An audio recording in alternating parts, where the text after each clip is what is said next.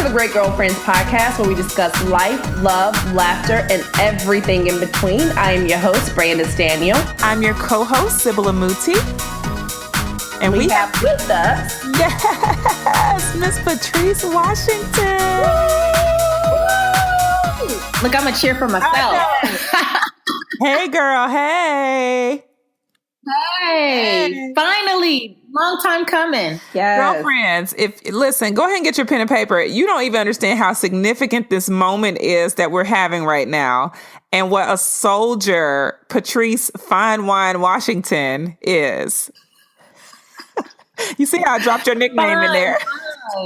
I like it. Fine wine. I'm with it. I'll take it. So just so you know, girlfriends, you want to know why I call her Fine Wine? Well, you can Google her for that part. But Patrice walked up in our Great Girlfriends reception with this citron dress, y'all, with her braids cascading to the side. And look, I'm looking at her like, hey, who is this chick? I mean, she just blew up the spot. She's so elegant and beautiful.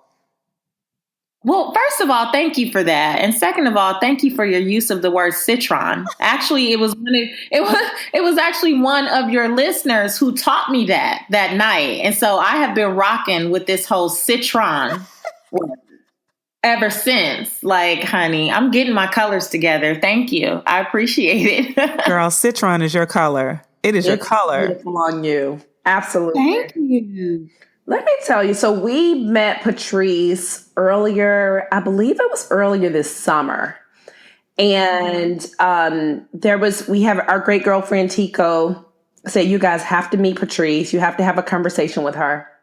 And so we did an old-fashioned three-way phone call and got on the phone. And we both left that phone call absolutely like looking at each other like, okay, she got to speak at the conference. Like, our great girlfriends have got to hear from her, because her story and her passion for what she does, girl, almost left us speechless, and that's hard to do. Right. Oh, wow. We both always have something to say. And really, Patrice, I'll tell you about this like later in life, but there were some things that you said in that conversation that when I tell you I carried with me, like I carry with me every day. Wow. Oh, wow. Yeah. Wow, what an honor. Absolutely. So I love it. Yeah, so this is just, we're going to say this is perfect timing. This is perfect timing. That's exactly what it is. It's perfect timing because we're in our series, Against All Odds. Yes. So perfect. Her story is so perfect. Look, her story is if she's not here, Sybil. I know. Patrice, your story is so perfect. And I mean, there's so many pieces to Patrice. So many of you are listening to her weekly on the radio. And you even had some listeners, Patrice, that were in from Atlanta at the What Women Want conference that we met on that Saturday, that came for one day because they heard you on the Steve Harvey show, and they wanted to come out and experience the conference on their way to a cruise. And yes, wasn't that crazy? So awesome. But this series that we have going now we kicked it off with Lucinda Cross, and Lucinda is the founder of the Activate. Yeah, I love Lucinda. Lucinda is fantastic, and Lucinda's story it's jaw-dropping, and it's something that you read in a novel, but it was a real life story of a girl who really defied the odds and systematically shouldn't even be where she's standing, but God really had a different finish to her story, you know? And so this series is dedicated to women who have pushed past the odds and who found a way to really, really make sense of the pieces that, come with the story. The story can be complex sometimes. And a lot of times we find ourselves with rubble and people are going, what do I do with these pieces? And, your story, Patrice, is another one of what happens when, things don't go perfectly. And everything that you think is a norm becomes something completely strange and foreign in your world. What do you do? And so we want you to describe for us the girl named Patrice that became a woman. And I love you told us before how, beautiful is something that you've grown accustomed to accepting or embracing rather. But look, back in elementary school, they were trying to shade you on the playground. And yeah. You know what? It has been a long time coming, becoming Patrice Washington and becoming America's money maven. Because honestly, if you told me 10, 15, 20 years ago that this is where I'd be, I couldn't see it, and I think I've always been a person of great vision, but I still couldn't have seen this. You know what I mean? I couldn't have walked in this because I dealt with so many different things. So yeah, when you tell me that when I walked in, you guys thought I was stunning or that I really caught your attention, I told you before that means a lot to me. It still means a lot to me because I grew up the first 16, really, I'm gonna keep it real, first 25 years of my life believing that I was ugly. And it wasn't just kids on the playground. There were people in my family. So the people who were supposed to love me and make me feel my most comfortable and my best self, because they were hurt people, they hurt me. And it took me going to therapy years later to understand that was abuse because I never called it that. We just called teasing or, whatever. With family, I just never saw it as emotional or verbal abuse, but that's actually what it was. And so for many years, I'm a chocolate girl and I was called Blackie quite a bit. And I remember different points in my childhood where I was literally in the tub scrubbing my skin with hot water trying to make the black come off. Or I was getting clothespins off my grandma's clothesline. I'm Belizean, so she used to wash them clothes by hand and dry them on that line. And I would take the, what I'm talking about. I would take the clothespin and put it on my nose and try to hold it on my nose for as long as possible because I didn't want this broader, flat nose. I wanted a sharp European nose. That's what my family called it, the European nose. And I wanted that, like my brother or like other people in my family. And I had full lips, so I would walk around with my lips tucked in. I was thin, so I would wear 2 or 3 pair of leggings under my pants to appear thicker. Or, I was tall. I was 5'10" by 8th, 9th grade, and I was taller than most of the boys, so I would slouch. And I look like a mess. Imagine all of this going on. I used to do this walk on stage where I would show you how absolutely ridiculous I looked, trying to fit into other people's definition of beauty. But the cold part about it was I looked just like them. And so it wasn't even about me. It was about them not being happy with them and projecting that onto me. And so it took a lot of time for me to get to this place. But, for years, it's funny. In my early 30s, I heard someone say that I only got a speaking gig because I was cute. And I was like, whoa, this where we come to? Right. Man, I said, wow, you could have never told me this before. I would have never thought anything like this. This is news to me, but it was until I was 25, my husband, who was then my boyfriend, I was crying because I had gone on vacation and he had totally redone my apartment. I had just got an apartment.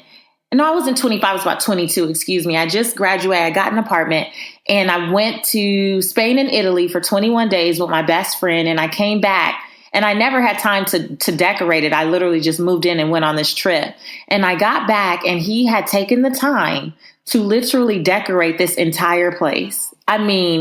He got furniture, refinished it, had stuff reupholstered. I'm talking, that's why I kept that man around. You see what I'm saying? Our girlfriend is asking right now, I'm gonna let you answer this for them. Does he have any brothers? They want to know. Listen, he does, but he's a child. He's a baby. Okay. He's only 25. He's trying to get that thing together. That's okay though. Right. But so he went around, he decorated the entire place. But one of the things that he put up were his favorite pictures of me. He had them blown up poster size. And so at first I walked in, I was overwhelmed. I was like, oh my gosh, this is amazing. I'm talking, this man unpacked my clothes, okay? And had it in the closets, color coded. That's what I'm talking about. But let me tell you, when I noticed that there were these blown up pictures, something snapped. And I ran out of that apartment literally bawling. I ran out and sat on the stairs outside. And he was like, okay. I'm trying to, are these tears of joy? You seem to be sobbing. I'm trying to understand.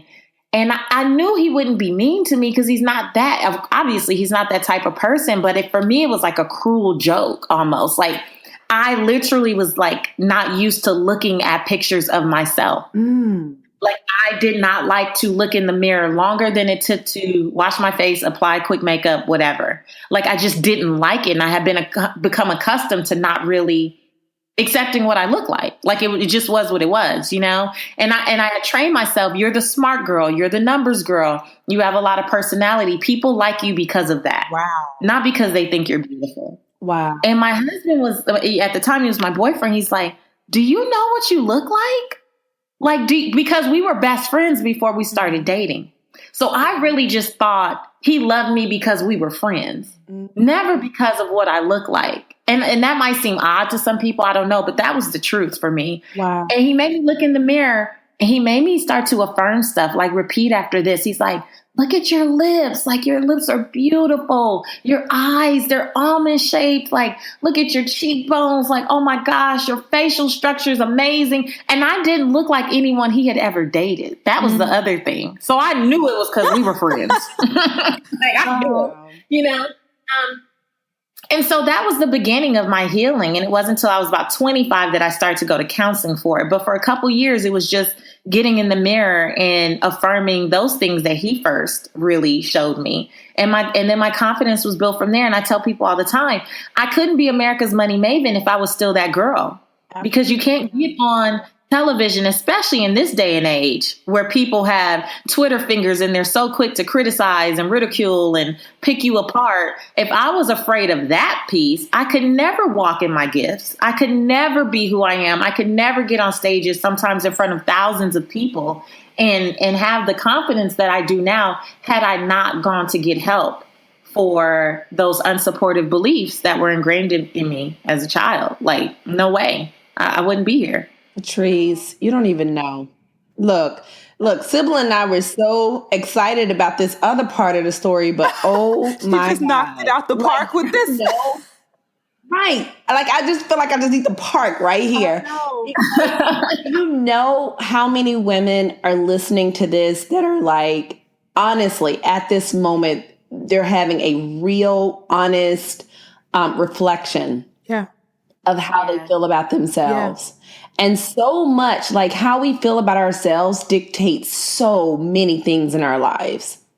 Oh, yeah. It almost dictates almost everything. It conditions you to believe what you qualify for, right? So if you don't think that you qualify for certain things, you'll accept the guy who puts his hands on you because you don't think you're pretty enough to get a guy who will love you just, and nurture you. You'll take the guy who's a cheater. You'll take the guy who will compromise your value because you don't understand your worth. And that so many of our girlfriends are struggling right now because you have to make a decision at a certain point that, none of what the people have said is true. You had someone in your life that was there to reinforce everything that God wanted you to learn about yourself. I think that's so beautiful. Yeah. Yeah. It is. No, that is a piece of why I adore my husband the way that I do, because he was literally, I didn't meet him until I was about 20 years old. We were best friends for like a year and a half, but he was literally the first person. I had dated guys, high school and early college. We started dating towards the end of college for me. But he was the first person that I truly believed loved me just for me. Yes. Not because of what I could do, not because of I could make money, because I was already good at making money. I started that at 19. But it wasn't because of all the other stuff. He genuinely allowed me to be me. And then the big thing was he saw more in me than I saw in myself. Wow. I love that. And he used to tell me, oh my God, babe, I think you could totally be on the news. Yeah. And sometimes it's so funny when I'm at a local station, or, I've done all kind of national and regional shows and all that or whatever. And every time I walk through and I pass by the desks where the anchors sit, or I have an opportunity to sit there with the anchors, it's always just that little God wink that reminds me, that thank God I listened to him and that I believed him. Yeah. Like I believed what he said, or I wouldn't be here. Yes. Girl, yes. Look, I'm over here with a fan. a thing, a handkerchief. Look, you sent Brandon to church. Throwing a handkerchief in the air. So, Patrice, I mean, this is another, you did it again. Because what you don't know is yesterday we spent about an hour recording what we didn't get to record, but she blew our minds because we brought her on to talk about how she's defied the odds in becoming America's money maven and what it took for her to build that, the truth that she now lives in. But now we're getting even more layers to the backstory. Like, this is even more, it's more affirming of why you have qualified yourself to go after being America's money maven, and the layers that were even attempting to hold you back. That self-esteem piece is such a big part of what, girlfriends, women, men, everyone struggles with. Just the acceptance of who we are. Because the very things that you described, that you defined as things that people were tearing you apart for, your nose. I look at your pictures, I'm like, look at those cheekbones. Look at that nose. Look at that skin. Look at those eyes. Stunning. I mean, yeah. It's funny. I always tell my 10-year-old daughter now, I teach her. First of all, I taught her how to pose for pictures when she was like 2 or 3. So the girl is always ready. She's 10 now. But, she looks at her pictures or she looks at my pictures and she's like, Mom, cheekbones on fleek. She's like, look at our eyes. Yes, girl. Yeah. Like, she is so pumped up. And I'm like, wow, if I had her confidence at 10, I know that I'm doing well now, but I will be like unstoppable. This girl is so in love with her facial features. And I'm so glad that I get to be intentional now. Yes, because there's so much that generations ahead of us had not embraced and accepted, about who we are and what our features have to offer. And, so much of that has been perpetuated in our culture, and it's up to us to really destroy everything that it seeks to do to our women and our acceptance for one another and our love for ourselves. And it, it starts with our daughters, and it starts with, once we teach them that, it's a wrap. It's a wrap. Well, you know what it really was designed to do? And now that you say that, it just came to me. It was really designed to deter us from our destiny, right? Distract us from our destiny. Because when I think about if I were still in that place, all the level of things, that's what I really wanted to share with people, why I started to share more of my story. And it's what I'm calling now redefining wealth, where I really share with people all the levels that it takes to get here, right? Because you have to deal with any of the mental trauma that you've been through, because some of us think that because we have education, because we have knowledge, because you're gifted, because such and such, that is literally enough. Like, that's the recipe to success. And that's not true, because a lot of these things, these childhood traumas or different things that you've experienced that made you feel unworthy or unlovable or whatever, it was designed to self-sabotage your future before you could even get there, before you could even maybe think too highly of yourself and have a glimpse. And so it was the reason we were put down generations ago for our features. And our ancestors and our grandmas and great grandmas who didn't know better, they accepted it, but then they perpetuated it. And it's the enemy's trick to keep us from our destiny. Had that not been broken, that was a generational curse. To think that way was a generational curse. And if there's any woman under the sound of my voice right now where in your family that this has been a thing, you have the opportunity to say today that enough is enough. Like, this is a curse that I will break because it's keeping me from my destiny and it's definitely preventing me from the wealth that I desire. Absolutely. And it's different in every family. Some family, it's all about weight. Yeah. And there's somebody in that family that's literally tracking your weight. You don't have to step on a scale, because as soon as you walk through their door, girl, they're letting you know if you've gained or lost. And all of those things play such a big part on how we approach the world. Totally. And then what we teach our kids. I love it. Your story is one of those that to me is just, it's such an amazing story in terms of just against all odds and the things you've been able to accomplish and even what you just shared with us. But if you had to think of one situation that you look back now and you're like, nothing but God, or I can't even believe I made it through that myself, what would that be for you, Patrice? Ooh, that would definitely be what I consider to be really the story behind me becoming America's Money Maven. So today, people know me from my weekly segment on the Steve Harvey Morning Show, and I've been featured on talk shows and radio shows all over the country and internationally, and all that stuff is cool. But I always tell people I'm not the money maven because of a textbook. I'm truly here because of my testimony. And I know that I'm only here because of my faith, which got me through one of the darkest periods of my life. And I mentioned earlier that I started in real estate at 19 years old. I became a licensed real estate professional and really fell in love with real estate, did really well early on, did a little too well because they were threatening to take away my my financial aid because I was starting to file them good tax returns in like 1920. But did really well. And then during my senior year in college at USC, University of Southern California, I was a business major emphasizing entrepreneurial studies. And I decided to take one of my projects for entrepreneurial studies and turn it into an actual business. And it's funny because my professor back then, I wanted to start the real estate and mortgage brokerage and did a whole project around it, projections, everything, and gave me a B for the presentation piece, and then a C+ for the actual work and research because he said I was being unrealistic. And that was the best thing he could have done because the way that I'm set up now I might not have been that great felt that great about my looks, but I was very clear about my brilliance intellectually. And I was like, if I set my mind to do this, let me let you know it's about to get done. And I was like hell bent on a mission to prove this man wrong. I had him one semester. His name was Chris. Okay, I probably shouldn't have said his real name. But anyway, I had this man one semester and I was determined to prove him wrong.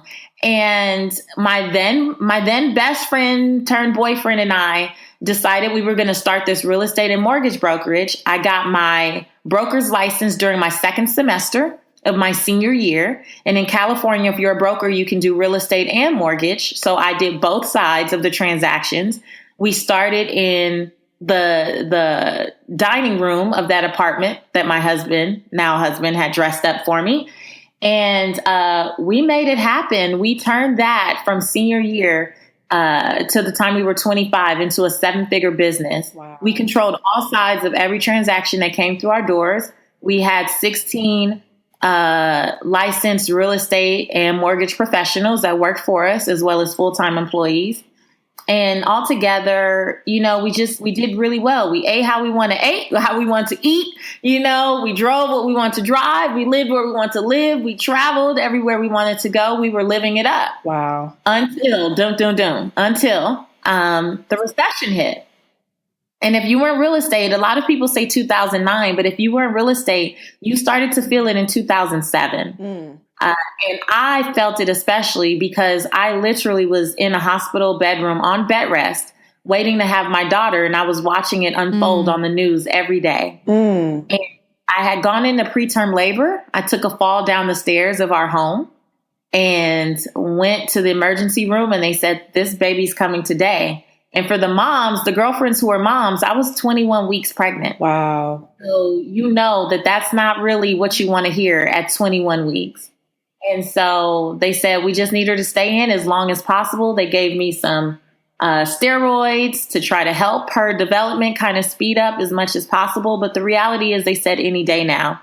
And when I tell you I'm only here because of my faith, I refused to receive it. I started to pray immediately that she would stay in as long as she needed to. And after 4 days, they were like, well, guess we're going to have to move you to a regular room. You're in labor and delivery, you're kind of taking up this bed space. Right. So they moved me to a labor and delivery ward or a maternity ward type of space. And I ended up being on bed rest for nearly 10 weeks. And during that time, I was watching the news every day where the banks were closing down one by one. And I was getting the calls from my team members. They were freaking out. They were stressing out. And I literally was going from being able to gross on any given month $100,000 a month to us not being able to get $2,000 a month in the door. And I sat on bed rest. I laid there on bed rest, kind of listening, reading the emails, watching this all unfold, and really kind of stressing out. Not kind of, I was totally stressing out because I was a fixer. You know, I was the person that everyone came to fix things. Right. And I found myself in a place where I couldn't fix anything for anybody, including myself. And there was one day in particular where I saw a gentleman that I worked with. He worked at one of the banks. He was my account executive. And they had shut down the doors to his branch, literally had chains on it. And he was the person they were interviewing on the news. And y'all, he was going off. Like they had to get rid of him because he was cursing and carrying on and everything. Wow. And I was like, oh my gosh, this really just got real. And my doctor walked in and she said, Patrice, I don't know what you're stressing about, because I wore the belt monitor the whole time so they could keep up with the baby. She's like, I don't know what you're stressing about, but if you don't stop, you're going to leave here 2 years in a row with no baby. Because the year before, I had a son at 24 weeks who died in my arms after 5 hours on this. He died holding my finger. Patrice. To the last breath in my arm. Yeah, he was 1 pound, 10 ounces. And one of his eyes was still fused shut. And you know, his skin was kind of, you know, that tacky. It wasn't, because it wasn't fully developed. Like I just never forget. I'll never forget that experience. And I thought about that. And at the time she told me this, I was about 23, 24 weeks. And I said, you know what?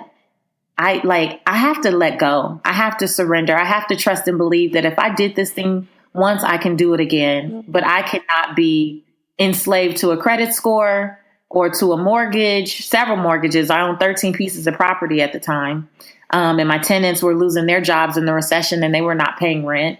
And everything that could happen during that time. Property managers stealing money, tenants not paying rent, banks closing down. We lost in real estate investments, in the stock market, and like everything that could happen happened. And I went into that hospital one way and left in a completely different place. But when I left 10 weeks later, the only thing that mattered was that my daughter had stayed into almost 31 weeks.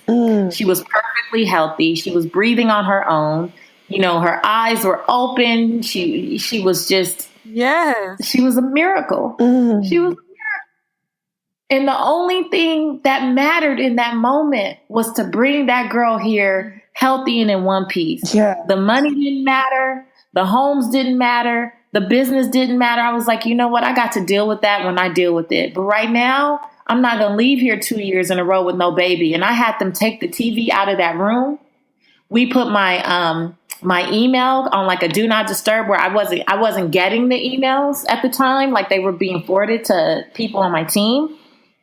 My husband wouldn't let people call me unless you were coming just as a friend to just bring me some magazines or some tea, you know, tell me what was going on the outside world. I didn't care. I didn't care. And I prayed every day. I listened to worship music every day. I would look at sermons on my laptop, and I just tried to keep my spirit strong. I kept my faith strong, and I was able to leave there with a baby that was healthy. She was born 3 pounds, 2 ounces. She stayed in the NICU for 3 weeks. And when I brought her home, she's never been sick. She's 10 years old. Wow. Never been sick. And she plays 3 sports, and she's phenomenal at all of them. She's one of the strongest people I've literally ever met in my life. So gifted, so anointed. And so in that season, I came out and everything was different. I had to lay my staff off. I had to short sell many of our real estate property. Some things foreclosed, including my 6,000 square foot home in Southern California. And before you knew it, I was living in a 600 square foot box, literally a very small apartment where you could see everything standing in one place in Metairie, Louisiana. And we ended up in Louisiana because with no friends, no family, and a newborn baby, because we had some property that we wanted to try to rehab and salvage because there was great profit. We had bought property after Hurricane Katrina, but we never had a chance to really go and rehab it. And we thought, okay, the last of our savings, we're going to put it in this, flip this property and have some money to live off of. Well, we got to New Orleans and everything that could happen happened. We had people stealing the copper plumbing and stealing the appliances and the air conditioning units. And every time we put something in, by the time we could get a tenant in, it was stolen. Everything that could happen. We had a hard money lender that reneged in the midst of doing the property and called the whole loan due. And just when I tell you guys, everything that could happen. And again, we were there with no friends and no family. And it got to the point where my husband had gone from tailored suits to literally taking a job at Taco Bell and having people throw open faced tacos at him through a drive-through window. Because I don't know if you know that people cut up with food service workers, but an order was wrong. Someone came through the drive-through, said, "Didn't I say no lettuce?" and literally threw an open-faced taco in his face. And this is a man with degrees who had been wearing tailored suits and having 13 pieces of property and was so well respected just a year and a half before. And he took that job and smelled like nasty taco meat every day. I was washing them uniforms because he wanted to make sure that we had insurance. And oh, girl. There was one point where I literally could not take it. I literally got to this point. I had gone to see him, and I was sitting in the back of a Taco Bell store in Kennesaw, Louisiana, right near the airport there in Metairie, Louisiana. And I just couldn't see him in that uniform, I couldn't see him, like people talking to him that way, do you know who this is? Do you know what he's done? Do you know how brilliant this man is? Like, this is my baby daddy, do you understand? And I went home, and when Gerald got home, he took Reagan for a walk with the stroller, and I literally bawled. It wasn't a little cry anymore. I mean, it was sobbing, it was bawling, it was ugly crying, making any ugly face you can probably imagine. And just asking God, why? What did I do? I'm a good person. I've treated people well. I wasn't one of those real estate or loan officers who was overcharging people and putting them in bad loans and all this stuff. To this day, so many of my clients still follow me. They still rep me. They still will ride for me. And most of them will say they only still have their homes because of how I treated them, because I didn't take advantage of them. So I was like, God, how did I get here? What did I do to deserve this? And it was in that moment, a still small voice said, "Get your Bible." And I reached and I got my Bible and ended up on Proverbs 17:16. And it said, "What good is money in the hands of a fool if they have no desire to seek wisdom?" And that verse hit me like a ton of bricks, because I realized after really pondering it and reading it back and forth, and then I started looking up the definition of wisdom and looking at how that differed from knowledge. And I was like, man, I've got knowledge. I have certificates. I have licenses. I have degrees at this point. I have knowledge. I have education, but I never really sought wisdom. Nobody taught me how to seek wisdom, and wisdom is knowing how to apply the knowledge that you have, and I didn't have that. When the real estate market started to crash, there were older folks in the office building where I had my 2,000 square foot office. There were older folks they were shutting down shop, and we were watching them close up and pack up, looking at them oh, they must not be making no money. Not thinking, maybe I should ask what they see that I don't. Because if you've been in this for 20, 30 years, why are you giving up your prime office space in El Segundo, Manhattan Beach, California, this happening spot? Why would you do that? I didn't even know to seek it. I didn't know to ask. And when things started to hit the fan, I waited until my back was up against the wall before I would even utter a word. I was too committed to suffering in silence because I was supposed to be the one that made it. I was the one that everybody came to. I was the one who's supposed to answer all the questions. And I didn't even know what I didn't know. I didn't know. And that proverb literally set me free Because what it taught me was that I needed to take personal responsibility for where I was. Yes, the market was jacked up, but my husband and I could have made a lot of different decisions. There was no reason that I needed 13 pieces of property at 26 years old. Can we keep it real? Because if you have a mortgage on 10 of them, 12 of them, you're not really doing anything. You don't have the capacity yet. Right. And we thought because we could qualify for the mortgage and because we made a lot of money and we can float all these mortgages, we didn't know that we could float it until people stopped paying all the rent. And then we were responsible for everything. We didn't know. And that's just stuff that had we been humble enough, and we were not arrogant people. We just really didn't know, and it's like, have we learned to sit at the feet of wise people, to seek wise counsel? Have we learned to invest in coaching? Have we learned to honor mentoring? There are a lot of things that we could have avoided, and we could have rode that storm much better. I don't regret any of my decisions because they brought me to this place, but I am accepting of the fact that I have to take, and I have taken responsibility for where we were. And in that moment, what I promised God as all of this was being revealed to me on that bathroom floor is that I would make it my life's mission, as long as he said I needed to, as long as he released me to do it, to teach people that this journey to wealth is not about chasing money. It is definitely about seeking wisdom. Because if you have wisdom, you can weather the storm. If you have wisdom, you can always get it back.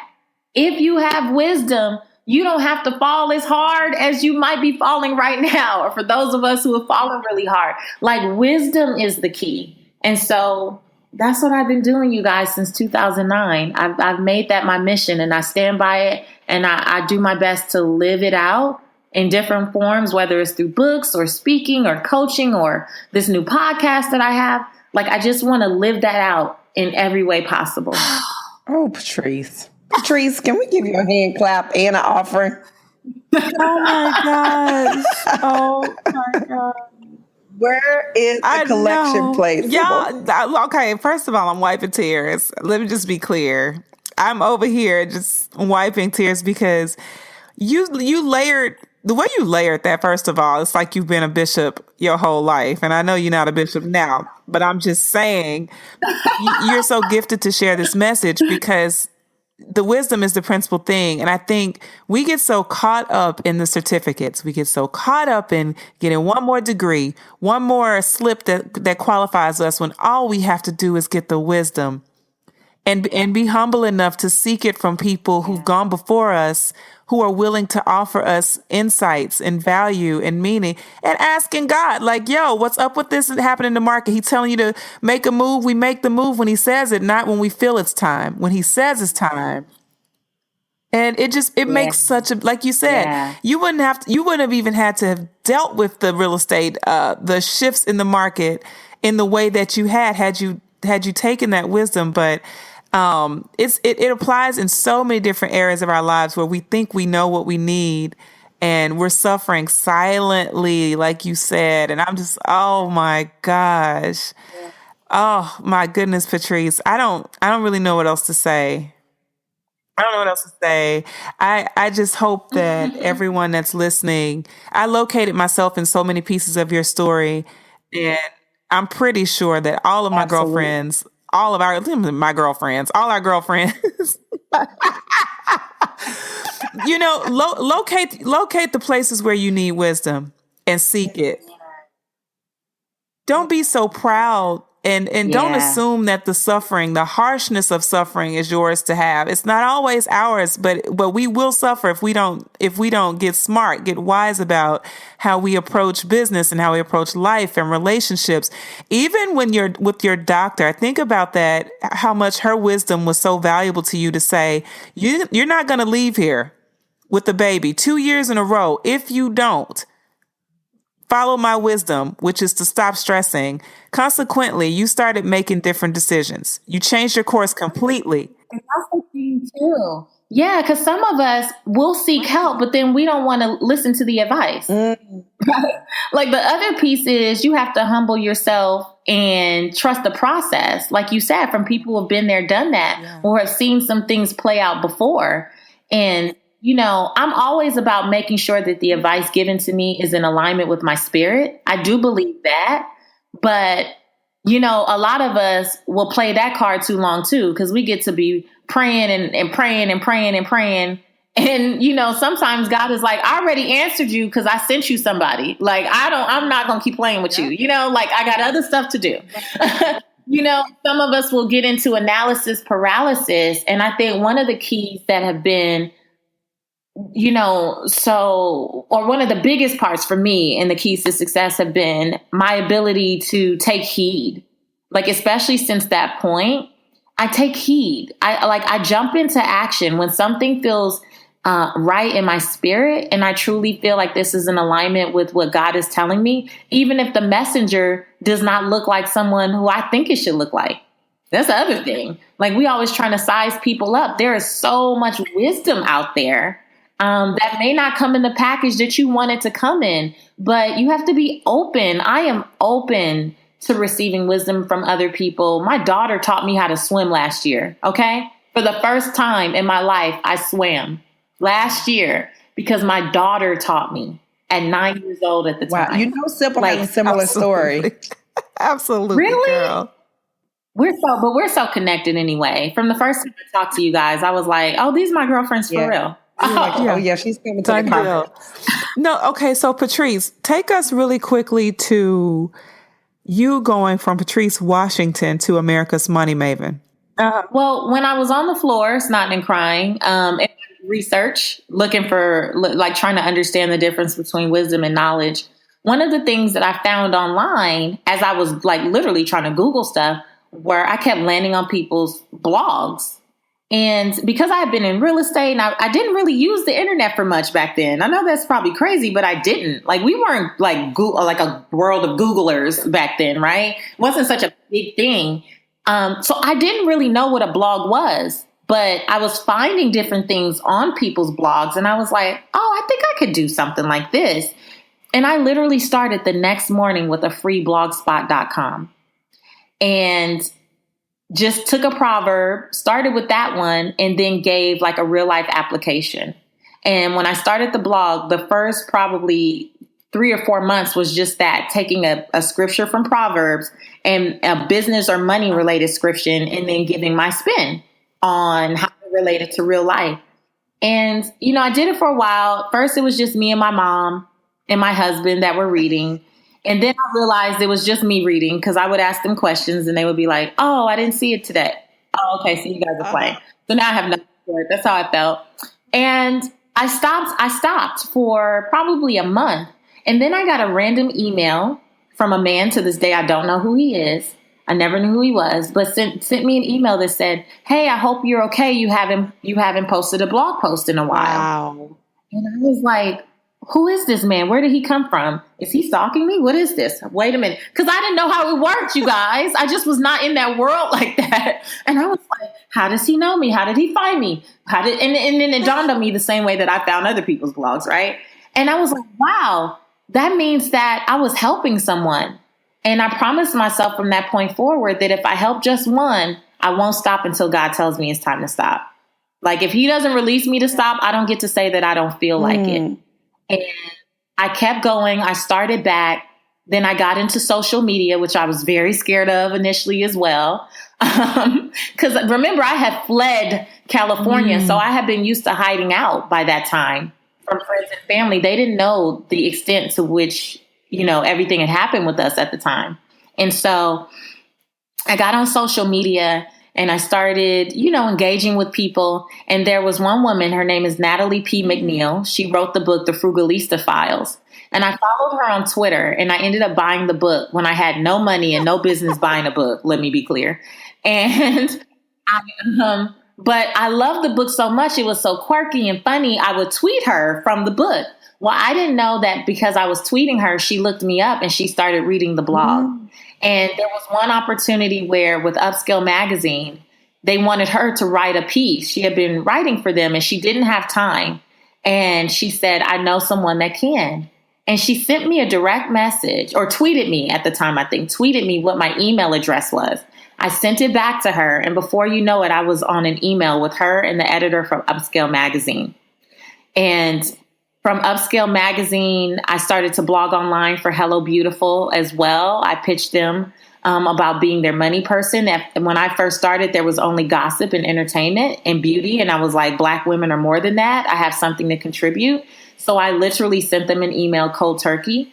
And in blogging for them and writing for Upscale Magazine, sometimes the pieces were a little controversial. I had one piece that went viral in particular. It was 5 reasons Black women can't save money. And one of the points was I said, you treat your boyfriend like a husband.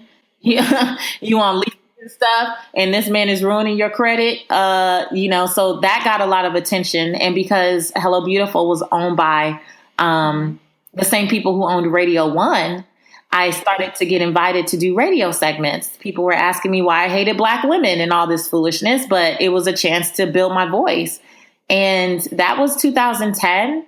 And ever since then, one opportunity has led to the next, but they've all been very organic. There's very few things where I've actually, really pitched really hard, to be honest. And that's what I call, one of my taglines is about chasing purpose, not money. And I say that I want to help women earn more money without chasing, earn more without chasing money. And that's been my experience for the last 7 years. I would say 85 to 90% of the opportunities that I've received, they've actually been attracted through the principles that I teach in Redefining Wealth. Wow. Oh my goodness.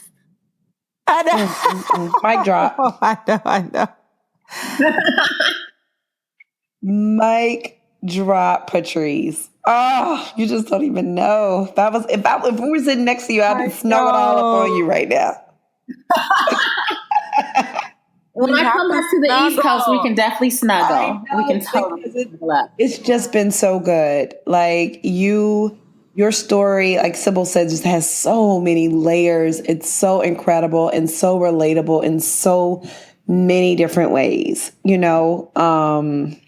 I'm so excited for you. Like, I'm sure people now see where you are and have no idea where you've been. Yeah, I get that a lot. A lot of times people will say, well, you don't know what it's like to, fill in the blank. And I'm like, I don't know what it's like. When I was in New Orleans, I ran outside in pajamas with my baby in Pampers, begging the electricity man to turn the power back on and telling him, you don't turn it back on, there's a baby in here who'll starve because her milk will spoil. I'm like, I literally had to get a EBT card. For those of you that are more sophisticated, that's food stamps. At one point, I was on food stamps for 6 months. And I literally, the woman, the caseworker, had to console me because when she called my name and I sat at that desk, I was sobbing. And I said, I just don't belong here. I don't belong here. I'm not supposed to be here. And she's like, listen, if you've been a tax-paying citizen, you do belong here. And you deserve to get help in your time of need. And you're going to take this help. It's a Black woman. And I said, you're right. You're right. And the minute that I wasn't even all the way back on my feet, but the minute that I got a little job in Atlanta, where I was making $1,000 a month and so grateful for it, $500 every 2 weeks. And I worked 20 something hours a week to get $500 every 2 weeks, you guys. And I was so grateful at the time that when it was time to renew, I happily declined and did not take it back. I was like, all I needed was a little glimpse of hope, and this first 1,000 is the start to 10,000 and onward and upward from there. And I gave them their food stamps back. I didn't keep using the food stamps. But when people say, you don't know what it's like, I'm like, you don't know my whole story. And that's why I'm so grateful for opportunities like this, like the Great Girlfriends podcast, where I can really share my story. And that's why I'm grateful for the opportunity to start Redefining Wealth, to start my new podcast, because, I've been doing so much media for the last several years that people are used to experiencing me in sound bites. And so I can't tell my whole story in a sound bite. I got 3 minutes to give a point. And most often, because I'm a financial expert, people want a point about budgeting or credit or saving or debt elimination. And I'm like, hold up. I'm trying to redefine wealth. There is so much more to building wealth than those things. That is a small piece. That's the skill set piece. But that's 20%. The other 80% is you and a whole bunch of other work that we have to do. And so I was so passionate.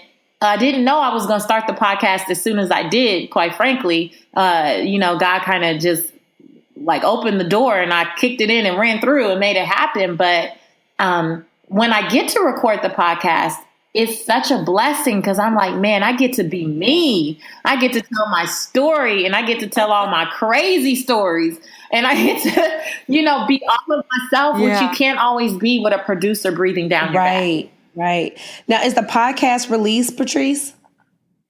It is. It came out in September. I am so excited about it. So far, I've been breaking down the pillars. There's 6 pillars to redefining wealth. And I've kind of you haven't really known that they're pillars, but it's kind of a lot of the story that I've shared and things that I've had to work on. And I wanted to just be able to tell the truth about how I've rebuilt myself, because it definitely hasn't been through budgeting fanatically. Like, that's cool. It's one part, but it's not the whole story. And so far, I've been releasing the pillars and really sharing what each piece of the pillar looks like and sharing my story and the different stories of how I've gotten here. And I had a great interview with my good friend, Devon Franklin. And people know him as Megan Good's husband, but he's a Hollywood producer and he's also a preacher. And he's just phenomenal. He embodies redefining wealth in all the pillars. I mean, talk about just an all around good dude. So I'm really inviting people. A lot of it is going to be me sharing my wisdom and insights, but then also really trying to drive home the fact that I'm not lying.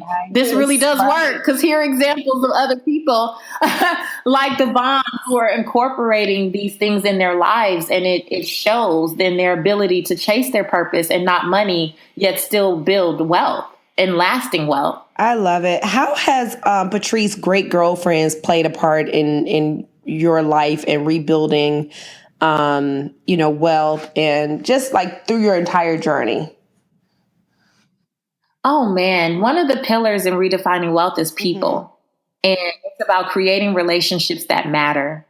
And this time around, in becoming America's Money Maven, I have been so much more intentional about still honoring my friendships and honoring my girlfriends. When I was building the real estate business, I was on that hustle grind. I was the person who was like, sleeping is for suckers, no time for foolishness, no time to play, like I'm about my money. And many of my friends respected me in this whole about my money type of mentality.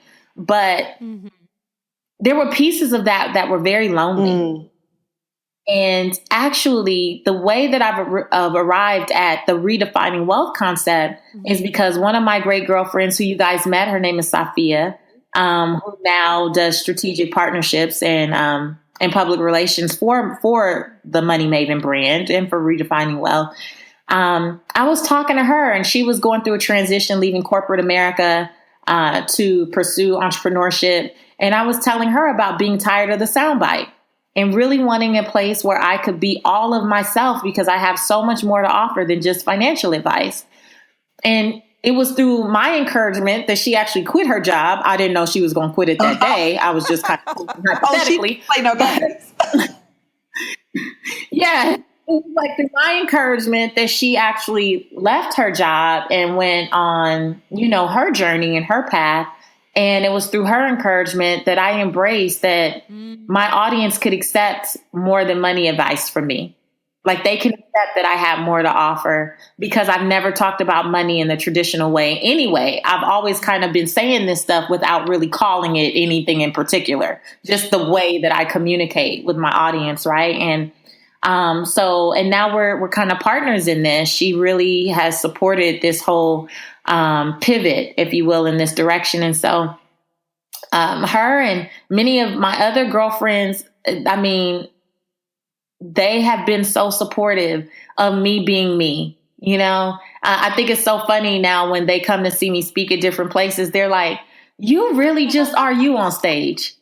Like, you really don't have a stage voice. Like, I'm listening to you, or they hear me sometimes. They're like, I'm listening to you. And I'm like, this how she talk at the house when we drinking wine. Like, you don't have like a professional voice. I'm like, I wish I did, but I don't. I don't have a professional voice. Like, this is it. This is all I got. I am unapologetically me at this point. That's kind of the best thing about, being in my mid 30s. Like, I am really starting to love and appreciate who God has called me to be.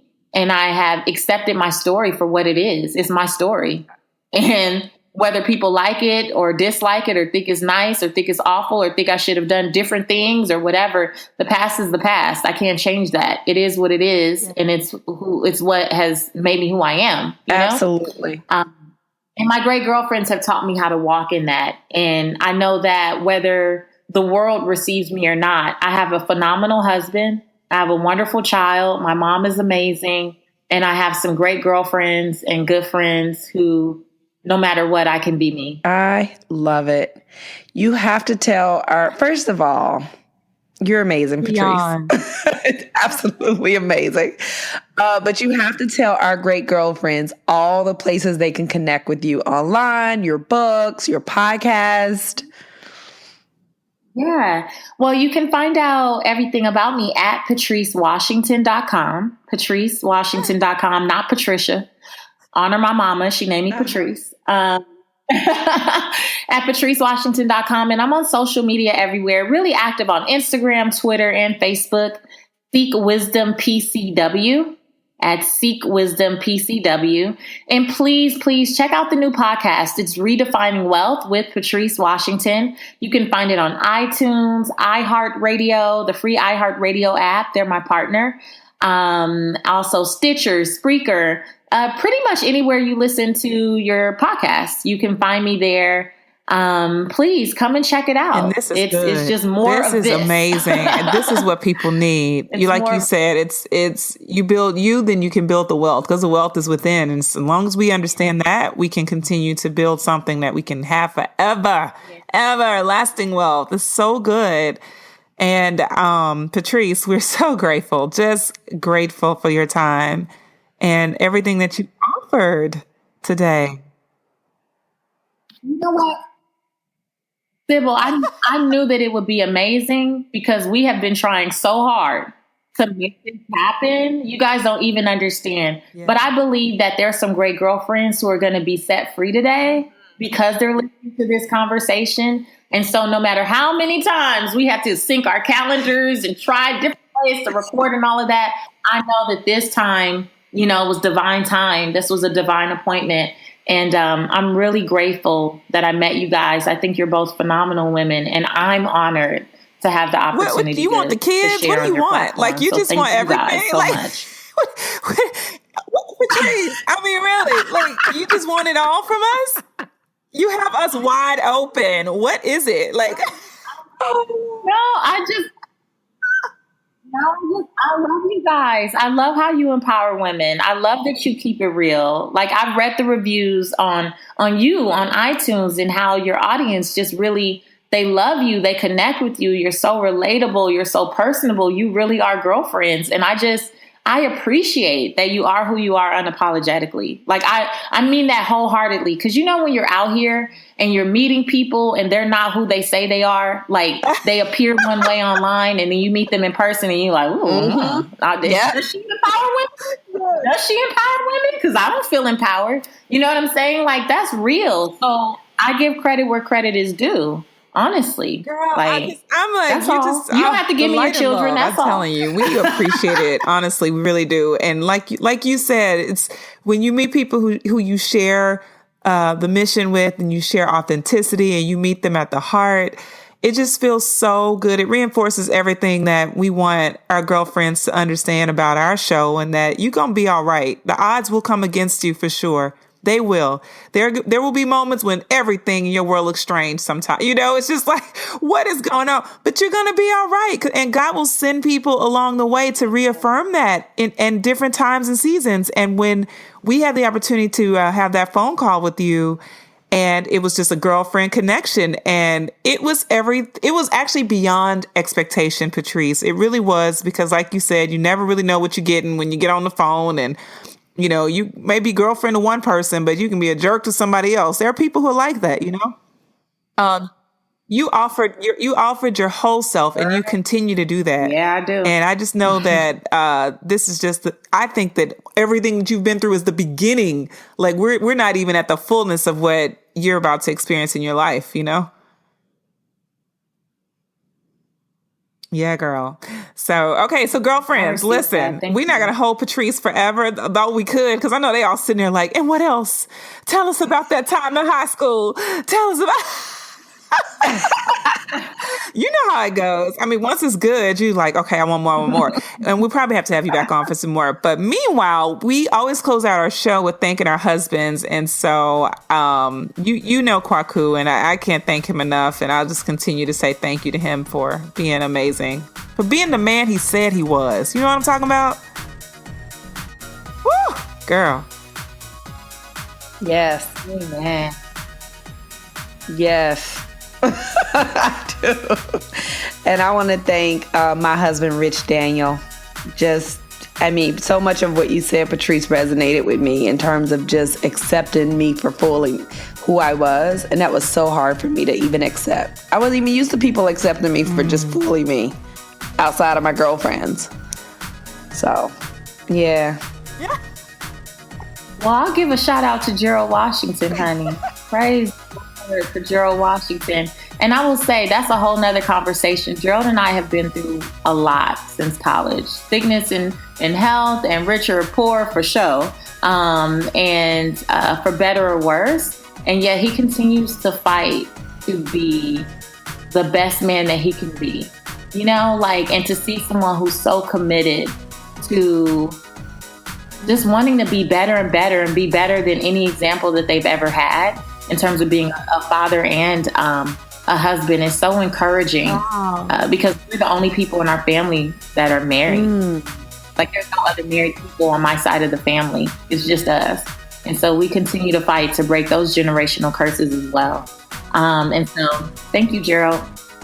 Lord knows we both a work in progress. I know. We working together every day. That's a whole nother podcast. That's coming.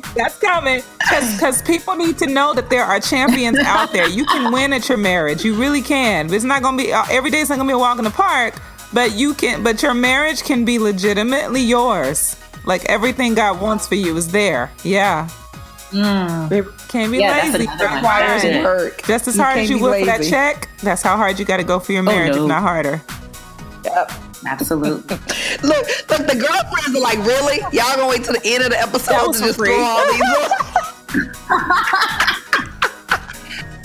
And we thank our kids, Sam, Dylan, Sky from Brandis, and Reagan from Patrice. And all of you great girlfriends, thank you so much for trusting us as your go-to source for everything life, love, and laughter. Make sure you listen every single Wednesday on iTunes, Stitcher, Podcast Bean, Podcast Republic, Spotify, and iHeartRadio, and every other podcasting service that's out there. Be sure to check us out on social. We're on Instagram at The Great Girlfriends. We're on Twitter at @the_greatGFS. We're on Facebook at The Great Girlfriends, and we have an amazing Facebook group with over 16,000 members, which is called The Great Girlfriends as well. Make sure you post your questions online, you share with your friends, keep listening, and keep being a great girlfriend. On behalf of The Great Girlfriends, we are signing off. Peace.